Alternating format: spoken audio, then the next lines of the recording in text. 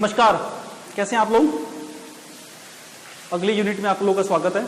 Fundamental rights 5 और 6 discuss करना है हमको आज तो दिल्ली में जबरदस्त बारिश हो रही है। कई दिनों की गर्मी से बड़ी राहत मिली है। आज इस समय भी जम के बारिश हो रही है। रात के बजे हैं 9:30, है ना। तो खैर मौसम अच्छा है, पढ़ाई करने का कुछ माहौल सुधर गया। तो फंडामेंटल राइट को जल्दी खत्म करने की कोशिश करते हैं। इस वीडियो में लगभग फंडामेंटल राइट आज खत्म हो जाएगा। आर्टिकल 29 और 30 है हमारे 5वें मूलभूत अधिकार में, जिसका नाम है संस्कृति एवं शिक्षा संबंधी अधिकार। एजुकेशन एवं कल्चर से रिलेटेड, है ना, उसकी प्रिजर्वेंस को बचा के रखने के लिए जो हमको राइट्स मिले हुए हैं, है ना, वो हमें पढ़ने हैं इसमें। अब तक हम 4 फंडामेंटल राइट्स को विधिवत रूप से पढ़ चुके हैं। ये 5वां है और मेरे बगल में 6ठा है। तो सबसे पहले 5th पढ़ते हैं कि कल्चर और एजुकेशन के से रिलेटेड हमारे कौन कौन से फंडामेंटल राइट्स हैं। सबसे पहले है, इसमें 2 राइट है बेसिकली, आर्टिकल 29 और आर्टिकल 30। अनुच्छेद 29, अनुच्छेद 30। अनुच्छेद 29 में 2 भाग, अनुच्छेद 30 में 2 भाग। क्लियर हो गया। 29 चलते हैं। अनुच्छेद 29 कहता है protection of interest of minorities. ये संस्कृति एवं शिक्षा के क्षेत्र में, संस्कृति एवं शिक्षा के लिए हमारे जो अल्पसंख्यक वर्ग है उसके हितों की सुरक्षा करता है, उसके हितों की रक्षा करता है। एक बात तो क्या होगा, अल्पसंख्यक वर्ग के हितों को संरक्षण प्रदान किया गया है और यह अधिकार केवल नागरिकों को ही है। आर्टिकल 29 सिर्फ इंडियन सिटीजन्स के लिए है, विदेशियों के लिए नहीं है। 29.1 है ना, अनुच्छेद 29.1 क्या कहता है, प्रत्येक नागरिक को भाषा एवं लिपि मतलब संस्कृति को बनाए रखने का अधिकार है। देश में प्रत्येक नागरिक, 29.1 किसके लिए है, सबके लिए, चाहे वो बहुसंख्यक हो चाहे अल्पसंख्यक हो, चाहे हिंदू हो चाहे मुसलमान हो, चाहे बौद्ध हो चाहे ईसाई हो, सबको एक समान रूप से लागू होता है। अर्थात मेरी जो भाषा है, मेरी जो संस्कृति है, उसे प्रिजर्व करने का, उसको डेवलप करने का, बनाए रखने का पूरा मुझे राइट है। ठीक है, उसको कोई भी मुझसे छीन नहीं सकता है। 29.1 ये कहता है। क्लियर हो गया आपको। 29.2 क्या कहता है, 29.2 कहता है कि शिक्षण संस्थाओं के प्रवेश में सबको बराबर का अधिकार है। दाखिला देने में मतलब कोई भेदभाव नहीं किया जा सकता। कोई भी ऐसा इंस्टीट्यूशन जो कि राज्य सरकार से पोषित है, राज्य सरकार से फंडेड है, उसमें किसी को भी धर्म, जाति, लिंग के आधार पे एडमिशन देने के लिए भेद नहीं किया जा सकता। समझ गए। इससे पहले हमने पढ़ा था कि जो माइनॉरिटी संस्थाओं के होते हैं उसमें उस कम्युनिटी को अलग से उसमें आरक्षण नहीं होता है, उसमें 50% उस पर्टिकुलर कम्युनिटी के लिए रिजर्वेशन होता है, तो वो इसमें एक्सक्लूडेड है। इसमें किस संस्थाओं की बात हो रही है, जो संस्था सीधे राज्य से पोषित है ना। जो किसी धर्म विशेष की संस्था है उसमें फिर उस धर्म की मान्यता रहती है, उसमें फिर देश का आरक्षण लागू नहीं होता है। वो हमने पहले डिस्कस कर लिया था। समझ गए आप। तो 29.2 क्या कह रहा है कि स्टेट फंडेड जो भी इंस्टीट्यूशनल और कल्चरल बॉडीज है, उसके अंदर किसी को भी एडमिशन किसी भी बेसिस पे डिनाई नहीं किया जा सकता, ना तो कास्ट के बेसिस पे, ना क्रीड के बेसिस पे, ना रिलीजन के बेसिस पे, ना जेंडर के बेसिस पे। समझ गए। मतलब बिना किसी भेदभाव के सबको दाखिला लेने का अधिकार है। आर्टिकल 29 हमारा क्लियर हो गया। ज्यादा कुछ नहीं है, कोई रॉकेट साइंस नहीं है। नागरिकों को है अपनी भाषा संस्कृति को बचाने का अधिकार है, हर जगह दाखिला पाने का अधिकार है। सिंपल। अब आते हैं अनुच्छेद 30 में, 3030, शिक्षण संस्थाओं की स्थापना, एस्टेब्लिशमेंट ऑफ एजुकेशनल इंस्टीट्यूशंस। इसके अंतर्गत क्या है, इसके अंतर्गत हमको अधिकार मिला है कि हम अपने लिए शिक्षण संस्थाओं की स्थापना कर सकते हैं और ये हमारा मूलभूत अधिकार है। इसके अंतर्गत क्या है, 30.1 में क्या कहा गया, शिक्षण संस्थाएं स्थापित करने का अधिकार। ये स्पेशली दिया गया है अल्पसंख्यक वर्गों को, है ना। मतलब अल्पसंख्यक वर्गों को अपने शिक्षण संस्थान को स्थापित करने का अधिकार है, उन्हें चलाने का अधिकार है, उसके प्रबंधन का अधिकार है, लेकिन उसमें सिलेबस वो डिसाइड नहीं कर सकते। उसमें सिलेबस डिसाइड करना राज्य सरकार का विषय है। ठीक है, शिक्षण संस्थाओं को स्थापित करके उन्हें चलाने का अधिकार दिया गया है 30.1 में। किसमें दिया गया है? 30.1 में। और ये 30.1 इनडायरेक्टली 29.1 से रिलेटेड है, सॉरी 29.2 से रिलेटेड है। ये 30.1 और 29.2 एक दूसरे से रिलेटेड है, ये ध्यान रखना। तो 30.1 क्या कहता है? माइनॉरिटीज को अपनी एजुकेशनल इंस्टीट्यूशन खोलने का अधिकार है और उसको एडमिनिस्टर्ड करने का अधिकार है।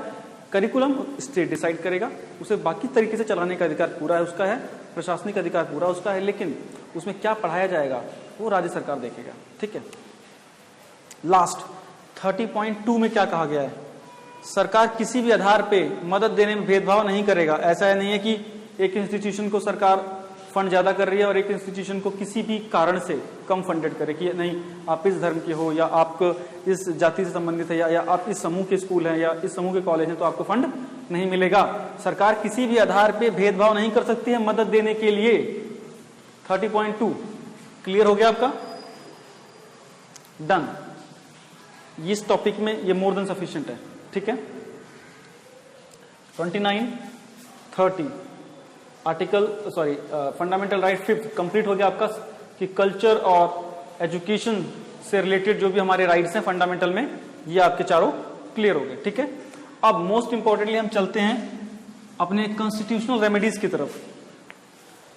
कॉन्स्टिट्यूशनल रेमेडीज की तरफ चलेंगे। ये तो आप जानते हैं कि सारे फंडामेंटल राइट्स का मदर है, मतलब कि सारे फंडामेंटल राइट्स का कोर है। अगर छठा फंडामेंटल राइट हमको नहीं मिलता है तो ये सारे फंडामेंटल राइट किसी काम के नहीं है। आप समझ रहे हैं? ये सारे फंडामेंटल राइट्स बिल्कुल किसी काम के नहीं है। इसीलिए बाबा साहब भीमराव अंबेडकर ने इसको संविधान की आत्मा कहा था, हृदय, आत्मा और सोल कहा था ना। इसका मतलब क्यों था? उन्होंने संविधान के निर्माण में बड़ी भूमिका निभाई, उन्हें पता था इसका महत्व क्या था। छठा जो हमारा संविधान है, संविधान का जो मूलभूत अधिकार है, वो हमको अगर हमारे मूल अधिकारों को छीनने की कोशिश होती है या हमसे हमारे पर से वो अधिकार खत्म किए जाते हैं तो हम उन अधिकारों को दोबारा प्राप्त करने के लिए कोर्ट जा सकते हैं। समझ गए? अगर हमारे पास यही अधिकार नहीं होगा तो किस काम का हमारा मूलभूत अधिकार? अगर हमारे अधिकार सुरक्षित ही नहीं रह पाए, कोई सरकार छीन लेके जाओ तुम्हारे मूल अधिकार सस्पेंड कर दिए गए और हम कुछ नहीं कर पाए तो काम खत्म, फिर क्या फायदा फंडामेंटल राइट का? तो इसीलिए अंबेडकर ने भी इसको हृदय और आत्मा कहा था पूरे संविधान की। ठीक है, heart and soul told by B.R. Ambedkar. ठीक है, ये क्वेश्चन तो कई बार आया होगा कि किस मूलभूत अधिकार को अंबेडकर ने उसकी आत्मा कहा है पूरे संविधान की। अब इसके अंतर्गत क्या होता है? इसके अंतर्गत एक ही अनुच्छेद 32। एक बात, इसके अंतर्गत अगर हमारे मूलभूत अधिकारों का किसी भी के द्वारा हनन होता है, चाहे वो सरकार हो चाहे वो कोई व्यक्ति हो, उसके द्वारा अगर हमारे अधिकारों का हनन होता है तो हम सीधे डायरेक्टली सुप्रीम कोर्ट को अप्रोच कर सकते हैं। क्या कर सकते हैं? सुप्रीम कोर्ट को डायरेक्ट अप्रोच कर सकते हैं। हमें लोअर कोर्ट में जाने की जरूरत नहीं है। ये इतना संवेदनशील मुद्दा होता है कि हम डायरेक्ट ही सर्वोच्च न्यायालय जा सकते हैं, जबकि अन्य केसेस में हम डायरेक्ट सुप्रीम कोर्ट नहीं जा सकते। आप समझिए बात को। Right of constitutional remedies, article 32, मूलभूत अधिकारों हेतु उपचार, इसका इलाज। देखिए 32 के 4 भाग हैं, 32.1, 32.2, 32.3, 32.4। 32(1) में क्या कहा गया है कि फंडामेंटल राइट्स को, अपने मूलभूत अधिकार को प्राप्त करने के लिए, एनफोर्स करने के लिए, करवाने के लिए आप सुप्रीम कोर्ट जा सकते हैं।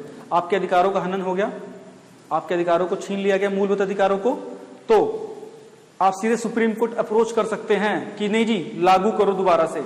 किस धारा के तहत? सॉरी, किस अनुच्छेद के तहत? इस अनुच्छेद के तहत, 32.1 के तहत, 32.1 के तहत। क्लियर हो गया? अगला, इसको मिटा दो। अगला क्या है? 32.2 क्या कहता है? 32.2 में आपको दिया गया है सुप्रीम कोर्ट की शक्ति के बारे में कि मैं अब चला गया सुप्रीम कोर्ट, अब सुप्रीम कोर्ट क्या कर सकता है। सुप्रीम कोर्ट ऑफ कोर्स हमारे पूरी कोशिश करेगा कि हमारे फंडामेंटल राइट रिस्टोर हो जाएं। क्या हो जाएं? रिस्टोर हो जाए, मतलब हमको फिर से मिल जाए। इसके लिए सुप्रीम कोर्ट आदेश दे सकता है, निर्देश दे सकता है या रिट्स दे सकता है। ये रिट्स मैंने नीचे लिखी है, भी डिस्कस करेंगे हम इस वीडियो में, नहीं तो अगली वीडियो में, ठीक है। सुप्रीम कोर्ट क्या क्या कर सकता है? आदेश दे सकता है, निर्देश दे सकता है या रिट्स के माध्यम से हमारे मूलभूत अधिकारों को दोबारा से एनफोर्स या बचा सकता है या दोबारा हमको प्रदान करवा सकता है, ठीक है। तो 32(2) में सुप्रीम कोर्ट किस किस प्रकार से हमारे फंडामेंटल राइट्स को एनफोर्स करा सकता है। क्लियर हो गया? मिटाएं इसको। चलिए 32.3 क्या कहता है? 32.3 कहता है हमारे अनुच्छेद का कि संसद के पास शक्ति है कि वह सुप्रीम कोर्ट की, जो उच्चतम न्यायालय की जो आदेश हैं, है ना, उसके अनुरूप अन्य न्यायालयों को भी शक्ति दे सकता है रिट जारी करने की। हाई कोर्ट के अलावा जो लोअर कोर्ट्स है ना, सुप्रीम कोर्ट की तरह उनको भी यह ताकत दे सकता है कि वो भी रिट जारी कर सके अगर कोई रूल का वायलेशन होता है तो। समझ गए? 32.3 के अंदर संसद की शक्ति की वो लोअर कोर्ट्स को भी ऐसी शक्ति प्रदान कर सकती है ना, रिट्स वगैरह जारी करने की। 32.4 में क्या कहता है कि सुप्रीम कोर्ट जाने का अधिकार छीना नहीं जा सकता। मतलब मैं एक इंडिविजुअल हूं तो किसी भी कंडीशन में मुझे सुप्रीम कोर्ट, मतलब कोर्ट जाने का मेरा राइट छीना नहीं जा सकता। सुप्रीम कोर्ट जाने का मेरा राइट छीना नहीं जा सकता। सिर्फ एक कंडीशन में छीना जा सकता है, जब संविधान ही हमसे छीन ले। कैसे? कोई हमसे अधिकार नहीं छीन सकता बशर्ते संविधान तब तक जिंदा रहे। जिंदा इन द सेंस कि उस समय तक संविधान एक्टिव है। किस केस में? जब तक संविधान हमको इजाजत देगा तब तक हम सुप्रीम कोर्ट को अप्रोच कर सकते हैं। लेकिन आर्टिकल 359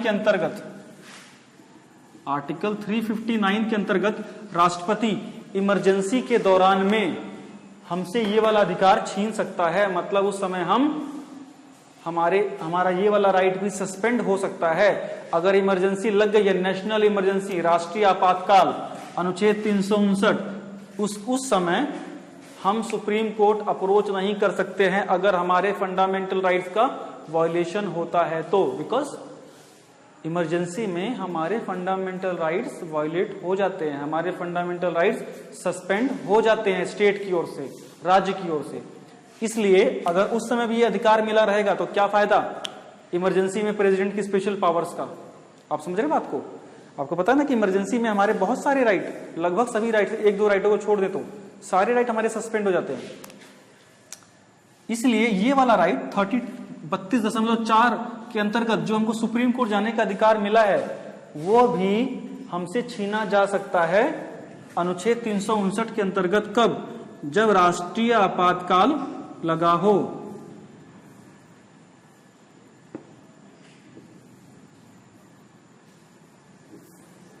ठीक हो गया? चलिए, ये चीजें बहुत इंपॉर्टेंट हैं, बहुत क्लियर हैं। अब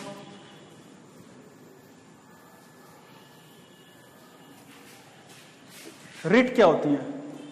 आदेश निर्देश तो समझ में आता है। रिट क्या होती है? सरकार, ये 5 प्रकार की रिट होती हैं जिनके द्वारा सरकार फंडामेंटल राइट्स को तुरंत प्रभाव के साथ रिस्टोर करने की कोशिश की जाती है। यह है बंदी प्रत्यक्षीकरण, जिसको हैबियस कॉर्पस बोलते हैं, परमादेश मैंडानस, प्रतिषेध प्रोहिबिशन, उत्प्रेषण सेटिरोरी और अधिकार प्रेक्षा क्यो वारंटो। इन 5 को हम विधिवत रूप से फटाफट अगली क्लास में, अगली वीडियो में जो इसके साथ ही आएगी उसमें डिस्कस करते हैं। और इसके साथ में PIL का भी क्लॉज आपको बता देता हूं। ठीक है, इसी के साथ आपका फंडामेंटल राइट्स अगली यूनिट में फिनिश हो जाएगा। ठीक है, मिलते हैं अगली यूनिट में। Thank you.